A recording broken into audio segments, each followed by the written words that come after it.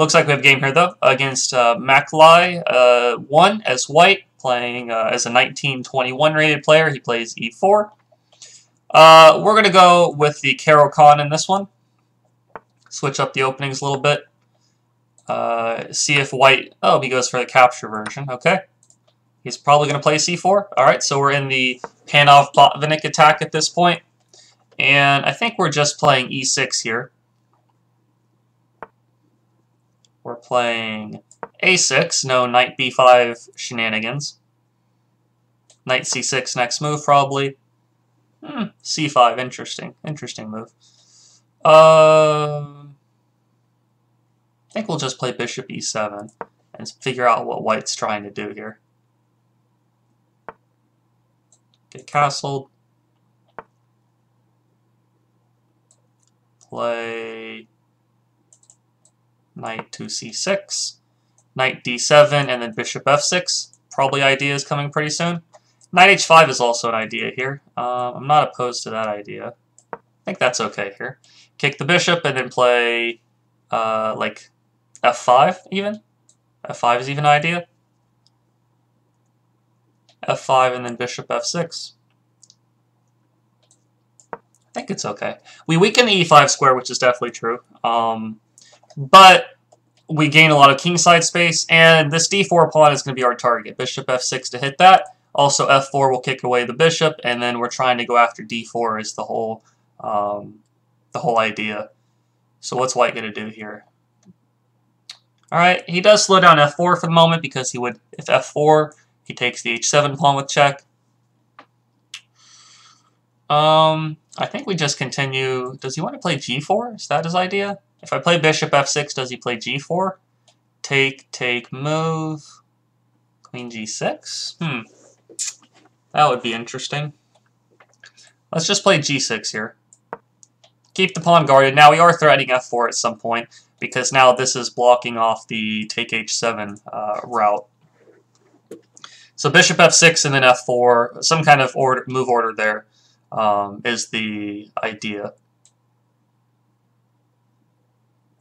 So if we do f4, he retreats, bishop f6, knight e2. I think we don't need to overextend just yet. Let's play bishop f6 first and then play f4 if he doesn't guard this pawn. Okay, so he kind of slows it down with his own move here. However, I think we can we can't play e5 yet either because he just takes on d5. e5 takes on d5, or takes. Let's see, e5 takes, moves. I think e5 actually is okay here. Yeah, we're just going to try to blast open the position now. His king's in the center. He's not super behind on development, but we're just going to try to blow everything open at the moment, is the idea. If he takes d4 is even a possibility, maybe.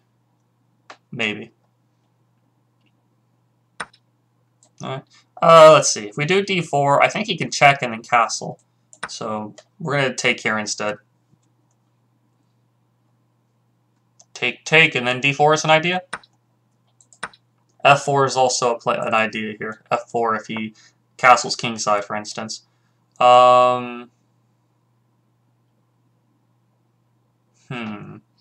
There's got to be a way to take advantage of this, is what I'm thinking here.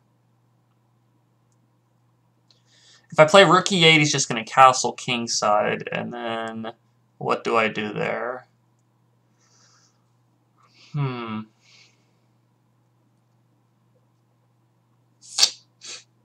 What would be the idea there?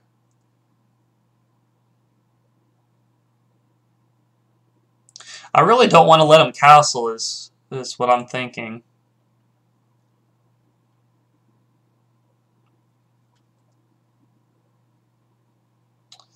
I don't know if there's a way to stop it, though, is the problem.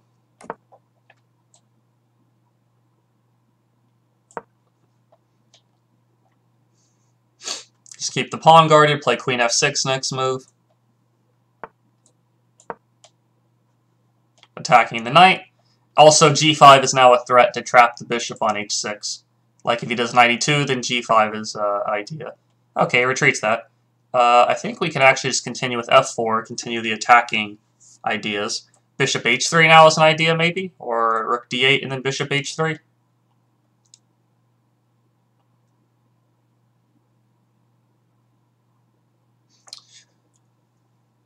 Something like that. Bishop d4 is also an idea. I think rook d8 is going to be the next move, though. Rook d8 and bishop d4, some combination of that.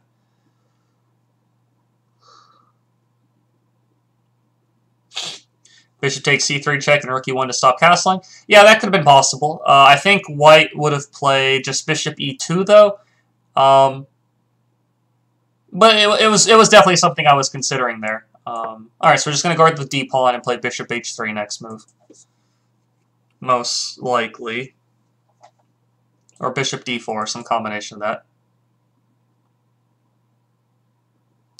Yeah, you're talking about back at this point. Bishop takes c3.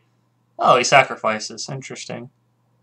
Alright, I guess he didn't like that very much.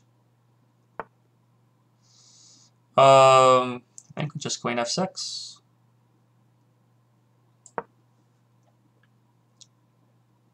Yeah, I'm not entirely sure what the sacrifice was about. We're just going to play bishop f7 next move, and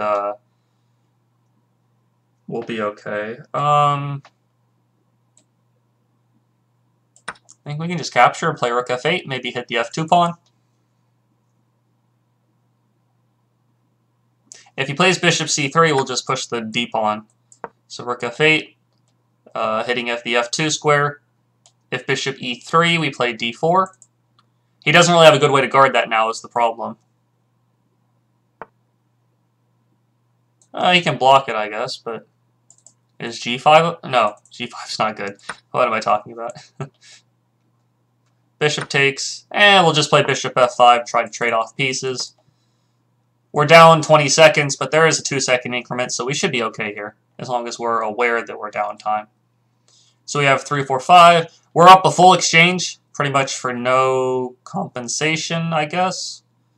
We're just going to play rook e8, take control of the e-file.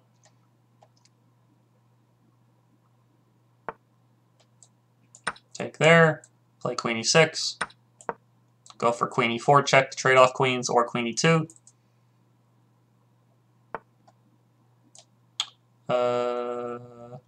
Queen e4 seems okay.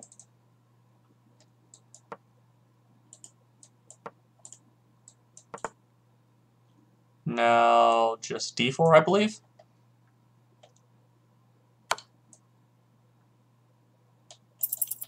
Queen d5. He can do rook takes d4. I guess that's probably his best idea. Or not. Okay, we'll just go here.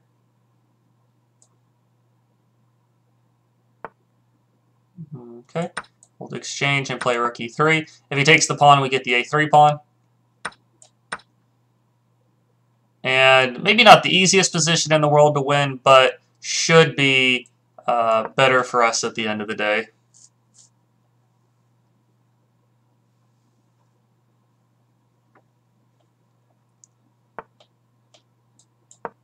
Let's attack this b pawn.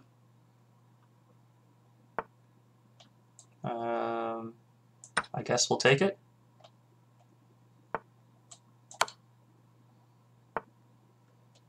I'll just push the a pawn. I think we'll just take that.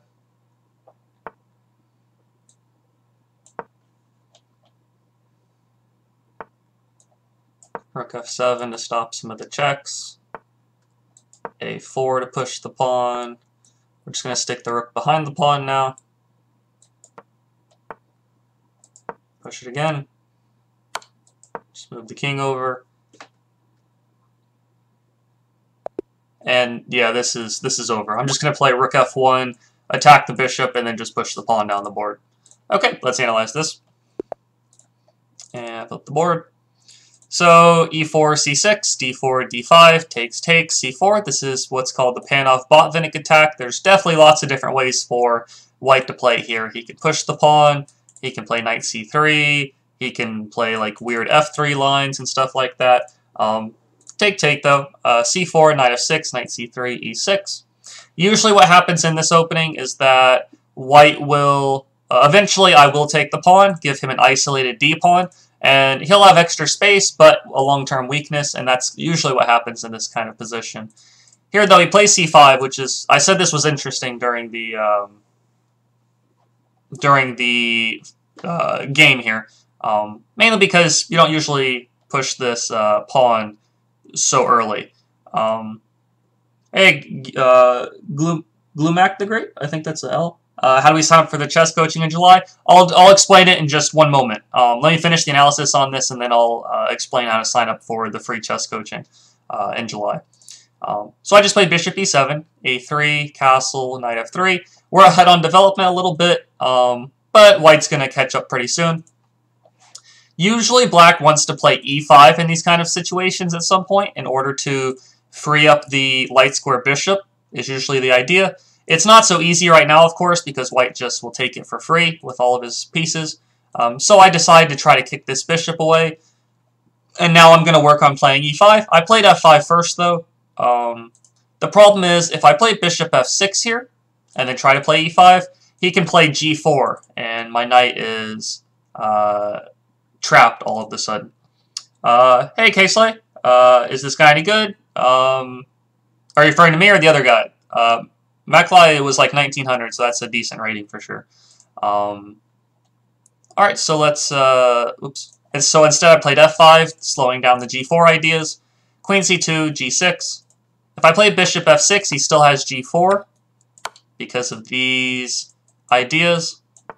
Stuff like this is a little bit sticky of a situation. So I play g6, b4, bishop f6. Now my idea, like if he castles, I play this, he retreats, and then I take the pawn. I was going to try to kick away the bishop that was guarding the pawn. But he played g3, so that slows down the f4 idea a little bit. I played e5, take, bishop h6, and I believe... oh, you mean me?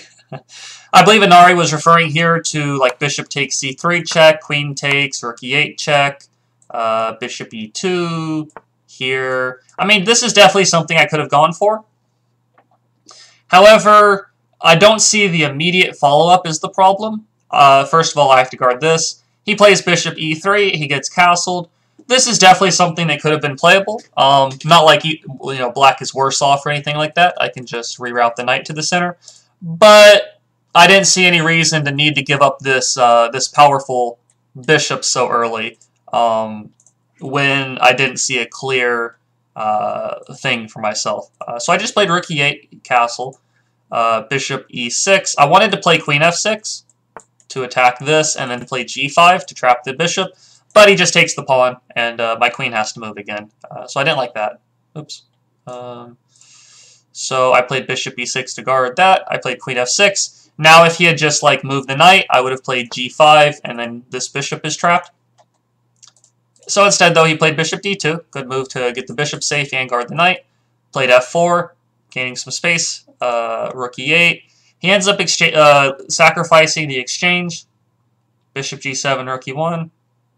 I think I was analyzing that a little bit too. So you're saying like bishop g7 takes check.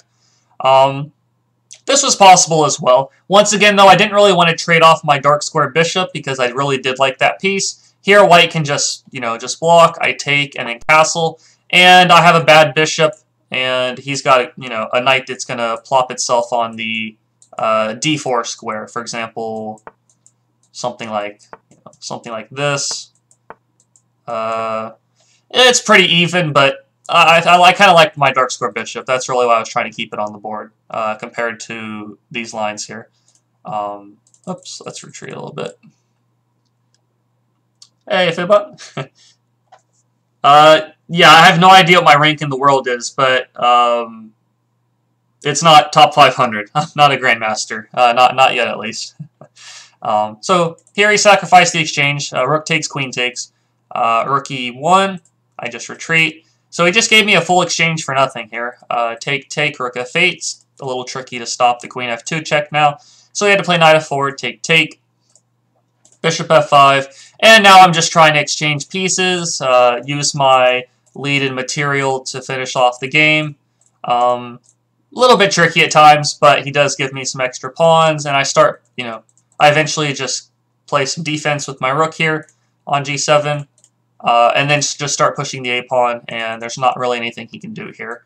You know, if he goes here, I attack, move here, and I'm just going to make the queen and be up 2 rooks against 1 rook. Pretty easy to win that.